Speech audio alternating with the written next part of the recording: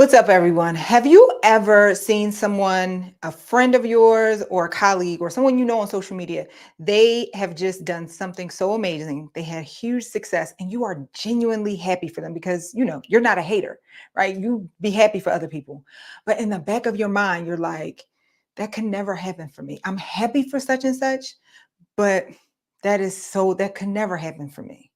Or have you come up with this big, hairy, audacious goal and you're like, okay, I'm going to do it. I'm going to do it. You're super excited one day. And then the next day, you're like, I'm not even going to waste my time. That is so unlikely to happen.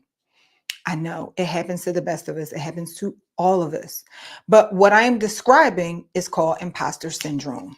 And here you are with your Bob.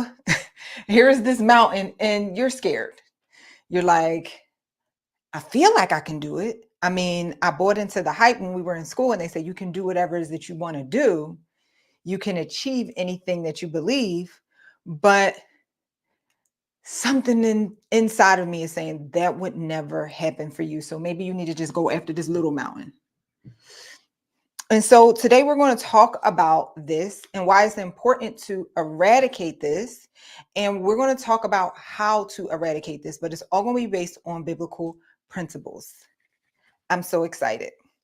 Okay, so the first thing as we dive deep in this, I want to talk about really honestly what this looks like on a daily basis.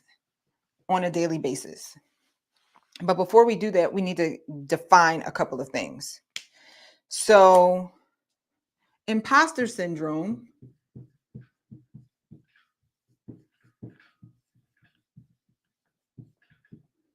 shows up where you have irrational doubts,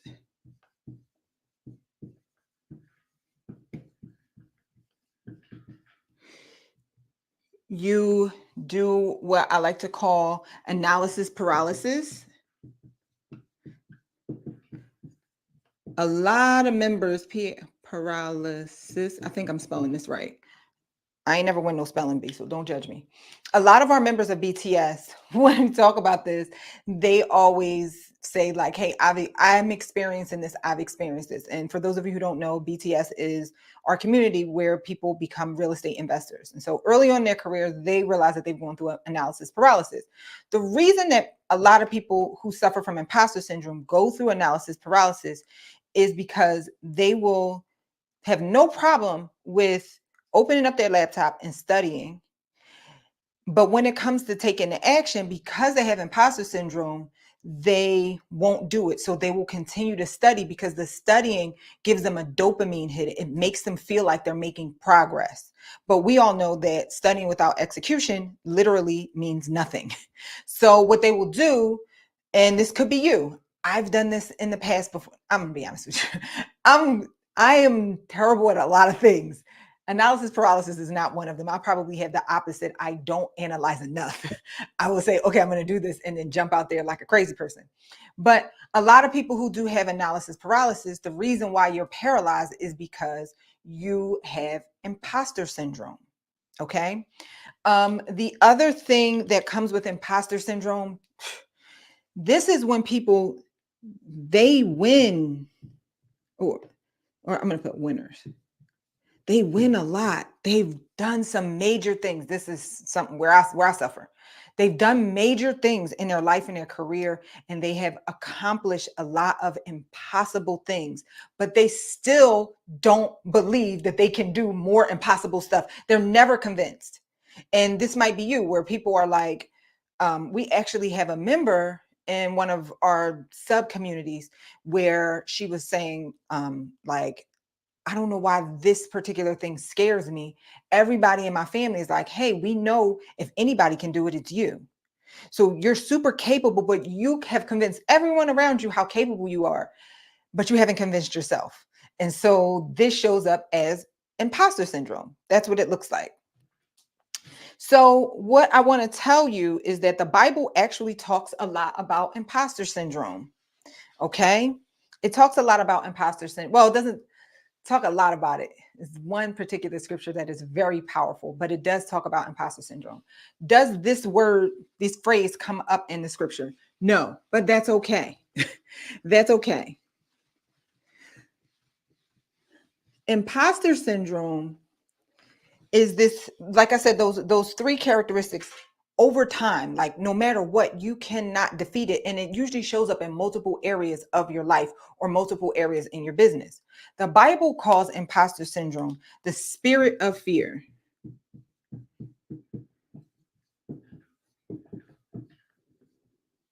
Okay, the spirit of fear. Now, the spirit of fear is not the same thing as fear. Not the same thing. What is the difference? Fear is experiencing something once and probably having a complete rational mindset around it. So, like if a lion came in here right now, I would be fearful. I would experience fear, right? But if it happens once, I may not live the rest of my life scared that a lion will come and just jump out anywhere. Or if you're just afraid of something that happens once, like, okay, this is a total possibility that something will happen, or I'm literally looking at it in front of my face. The spirit of fear is when you just carry this around all the time.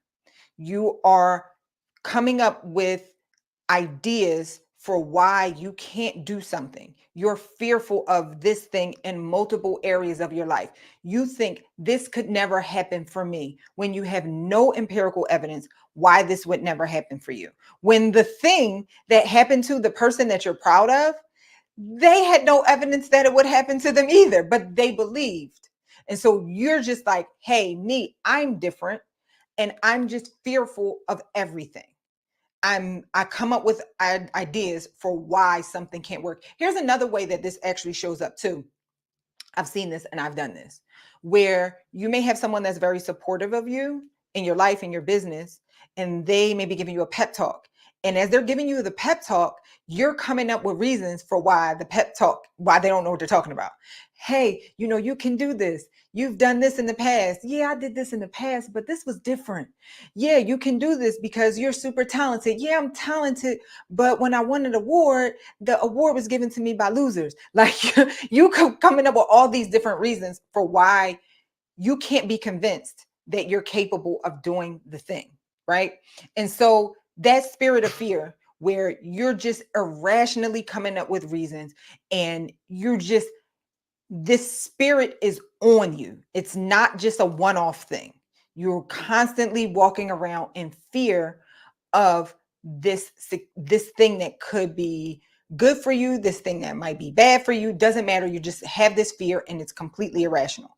That's what the spirit of fear is. And that's why it's different than actual fear.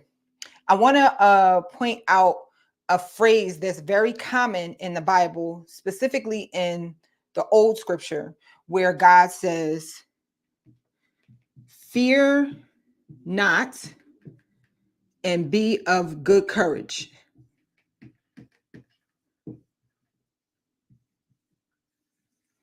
Oh man, the spelling is off. C-O-U-R-A. Okay. Fear not and be of good courage. Now, to the naked eye, you would think that this is a bit redundant. Fear not and be of good courage.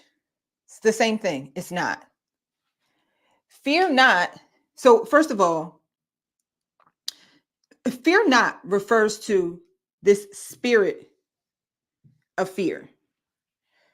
Don't have the spirit of fear. Now, remember, I said this can be a one-off thing, right? Having courage, good courage, refers to doing something in spite of having this one-off fear.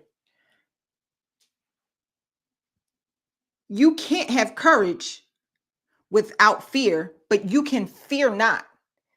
So, like, let's give the example of the person who just has this irrational fear that their business is going to fail. Like, hey, I don't want to start this business because it may fail.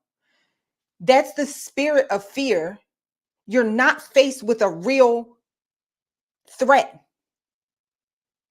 So this scripture is saying, fear not.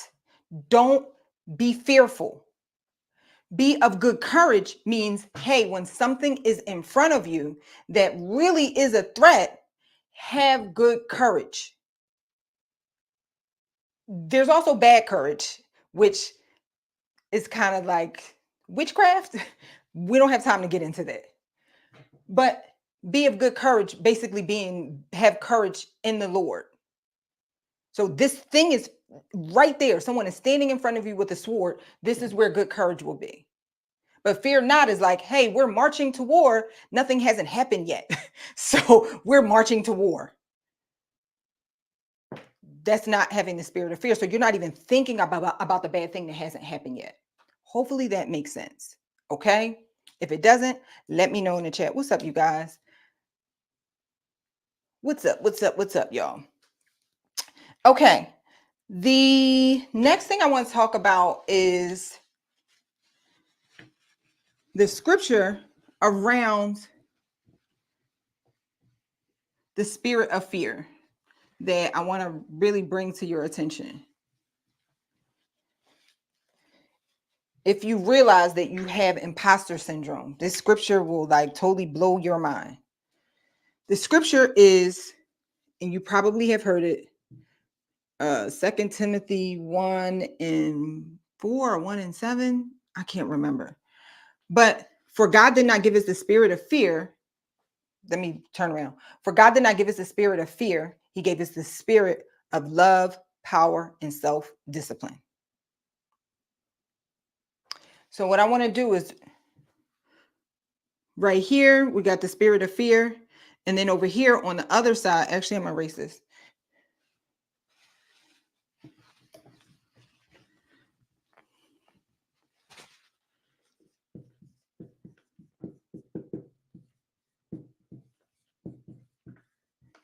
That's on one side. And then the other side is love, power, self-discipline.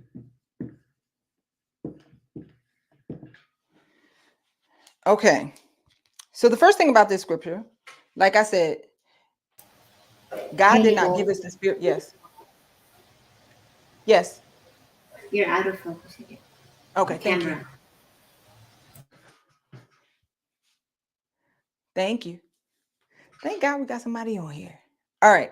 So the spirit of fear, love, power, and self-discipline, right? So the scripture says, for God did not give us the spirit of fear. So I want you to know that your imposter syndrome, you were not born that way. God did not give that to you. This is something that you accumulated in your life where you picked it up from somewhere. We're going to talk about how and why you picked it up in a minute. Okay. He didn't give us the spirit of fear. What he did give us was love, power, and self-discipline.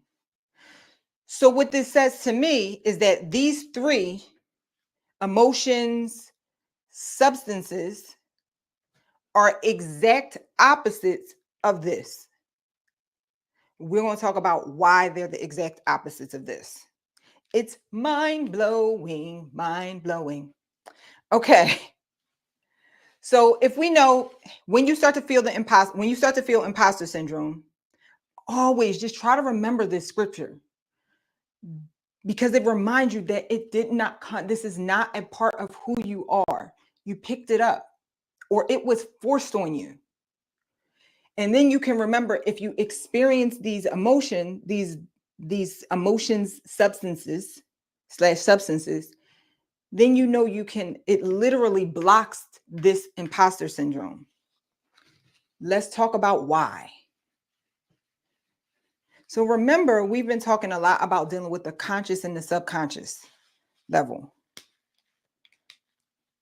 Okay. The subconscious, how you spell conscious? Okay. SCIOUS. That was stressful. Okay, so you got this conscious and the subconscious. We're going to just call it S and C. Okay, and so in order to be fully confident in something, first step is you got to align these two, your conscious and your subconscious. How many times have you said you want to do something? Usually sometimes it comes from your heart first. Said you want to do something, but your brain is like, remember, I'm describing imposter syndrome, but your brain is like, because your subconscious and your conscious are not on the same page, right? But then there's a third part to this. So I want to talk about what happens when your subconscious is on the same page, but your conscious is not on the same page. So first thing I want to describe to you is there is a difference between faith, belief, and conviction.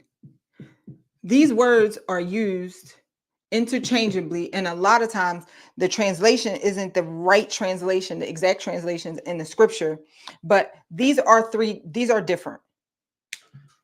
Faith is when you believe or you have faith for something in your heart. In your heart. Your heart is usually associated with your subconscious. And I literally mean in your heart, your physical heart. You can feel it, like I believe it. So this is faith.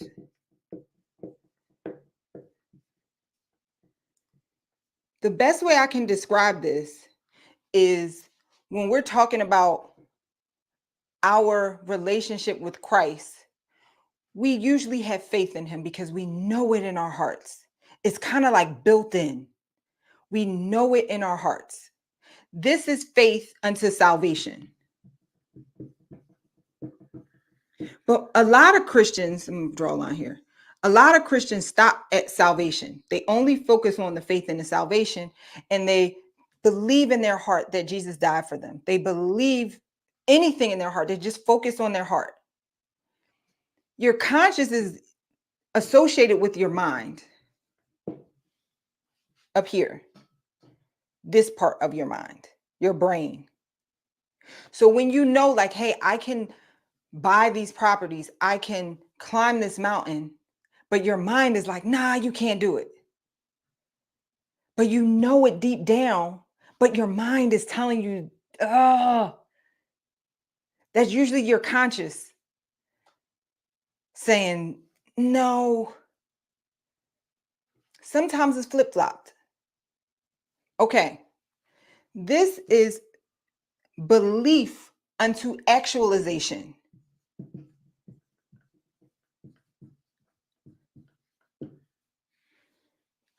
Okay, I'm gonna erase these down here.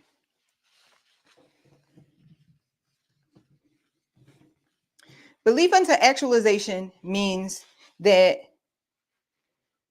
this is when you know your mind, your subconscious and your conscious is on the same page, and you know, like, yeah, I know I can do the thing.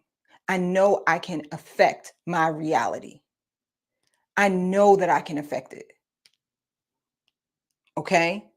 So your conscious and your subconscious is on the same page. Think about times where you know. It's like it's in my heart, it's in my head. I know I'm good.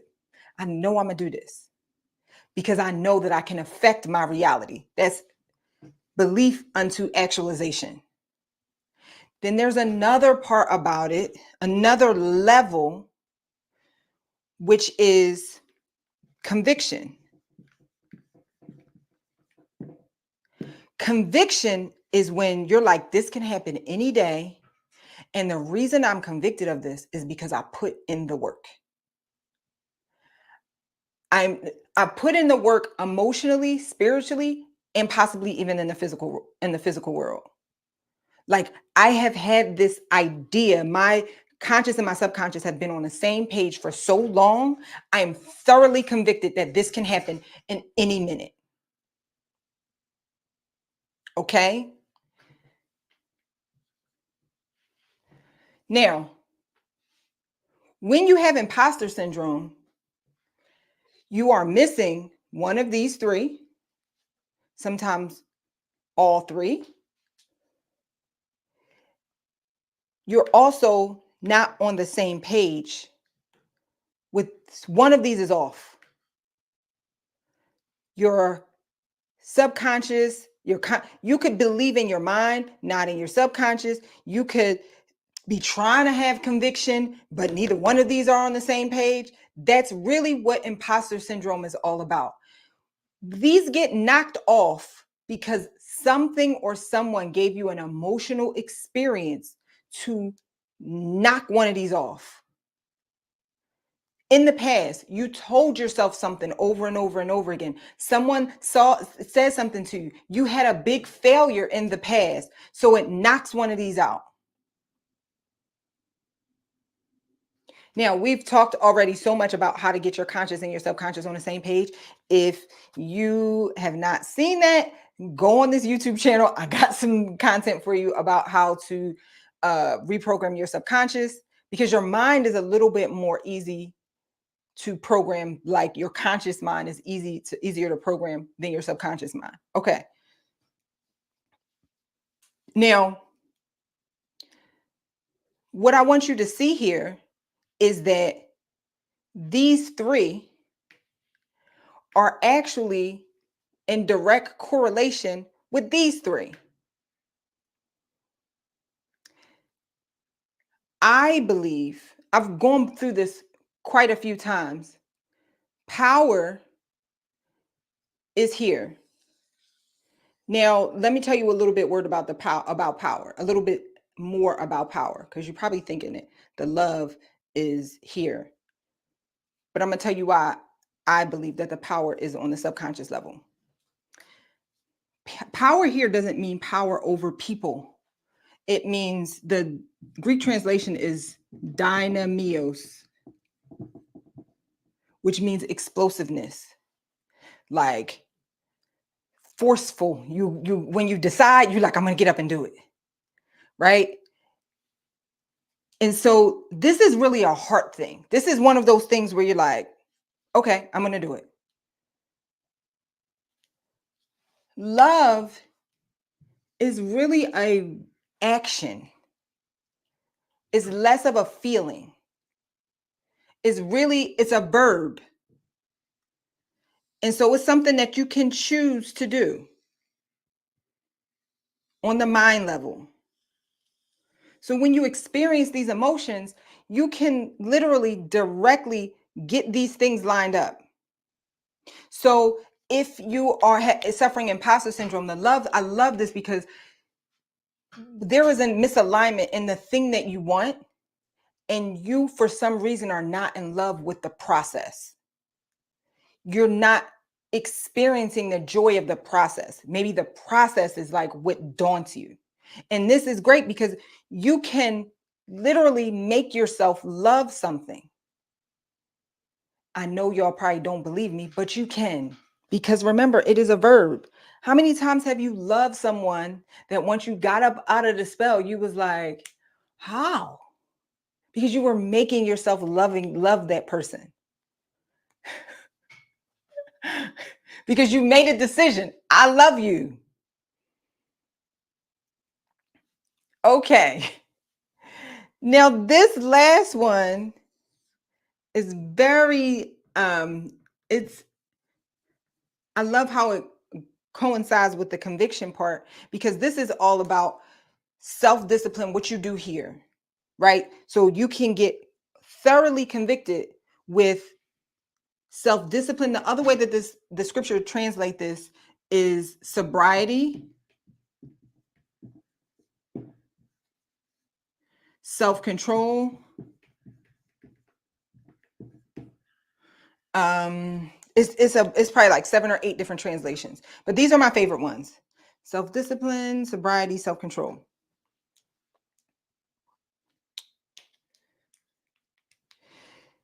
Both of these, I want to just also tell you this too. Both of these are associated with your belief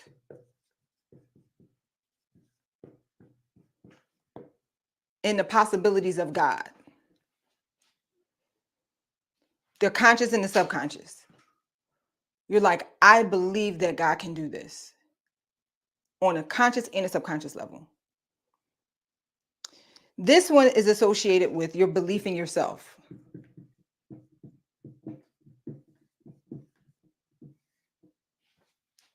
Your belief in yourself. I was just rereading Exodus, and I noticed something right before they went to the Red Sea. Is really the Reed Sea. That's a whole nother conversation. Translation translated it wrong. But the Reed Sea, where the sea was parted, the Israelites cried out to God, cried out to Moses. Moses then went and cried out to God. And God said to Moses, why are you crying out to me? Go. And so at that point, they were here. They're like, I know God can do it. We're here. I know God can do it. We already fled Egypt. But can I do it? Can I do it?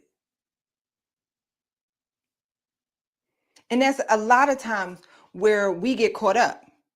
Now, here's the thing.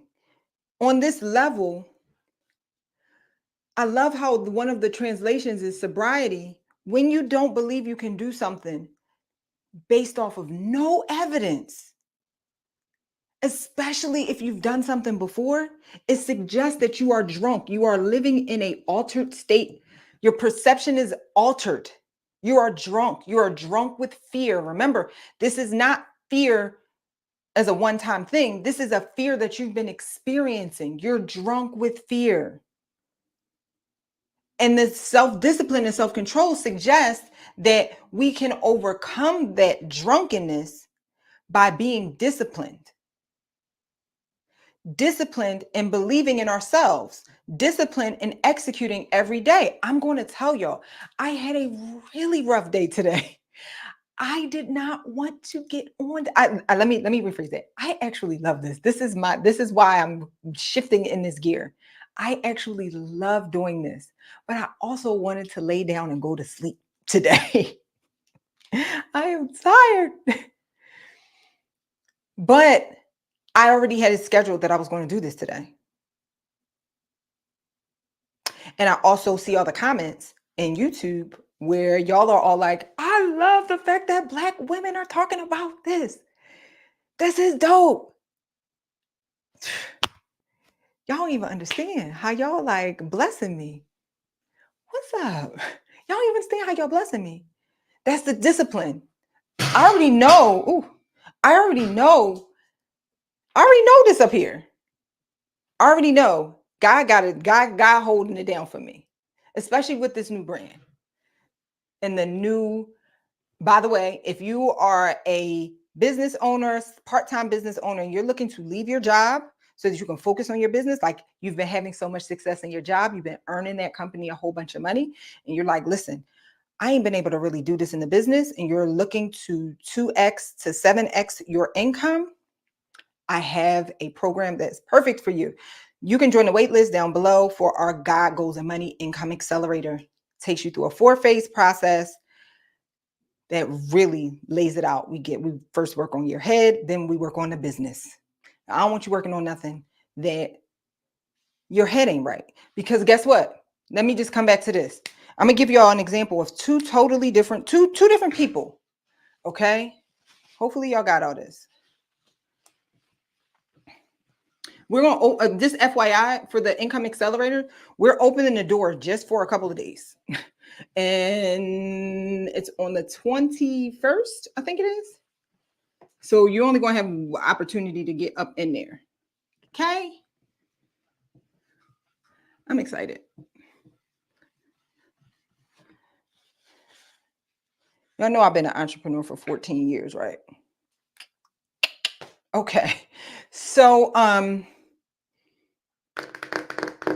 two different people. This lady and this lady. Draw the hair. Give her a little peekaboo over the eye, side part. Okay. Okay, she is laid. Her too.